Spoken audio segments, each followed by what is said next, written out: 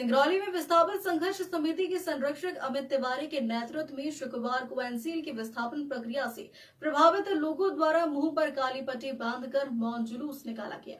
प्रभावितों ने new market से पैदल चलकर एनसीएल मुख्यालय पहुंचे। दोहरी मापदंड के विरोध में एनसीएल के महाप्रबंधक निरंजन सिन्हा को 10 सूत्रीय ज्ञापन सौंपा और 1 सप्ताह के अंदर मांगे पूर्ण नहीं होने पर उग्र आंदोलन करने की चेतावनी दी।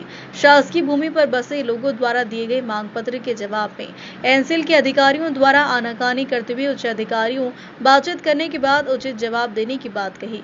इस दौरान पत्रकारों द्वारा आरएंड साइट पर पूछे गए सवाल पर भी महाप्रबंधक ने कोई संतोषजनक जवाब न देते हुए पल्ला झाड़ लिया।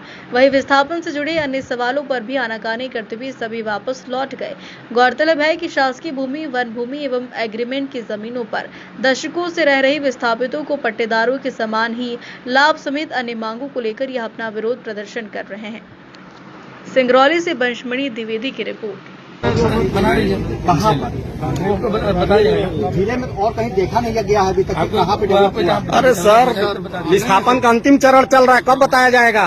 अरे जब आपको मुआवजा मिल गया, जब मुआवजा मिलना नहीं होता, 11 लगाने के बाद आरएन पॉलिसी लागू होती है। सर, विस्थापन आप कर रहे हैं, विस्थापन कहाँ जाएंगे? आपका कोई पॉलिसी लागू नहीं हुआ सर अभी तक।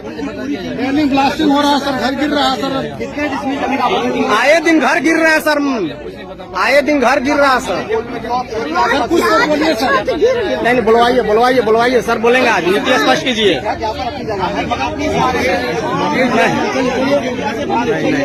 देखिए, ये है एनसीएल का रवैया, घुमा रहे हैं।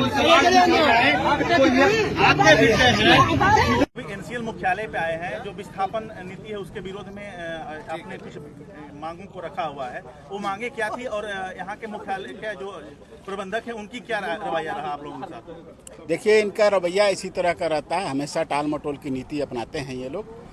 विस्थापन की प्रक्रिया इतने दिनों से चल रही है, न इनके पास कोई नीति है न इनकी नीयत स्पष्ट है।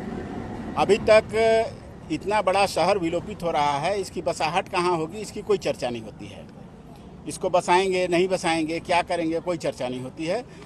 ऊपर से इन्होंने दोहरा मापदंड अपना लिया है इस मामले में। पहले क्या था कि जितने भी विस्थापन हुए हैं उसमें पट्टेदारों को और शासकीय भूमि या वन भूमि पर निवासरत लोगों को बराबर का लाभ मिला है।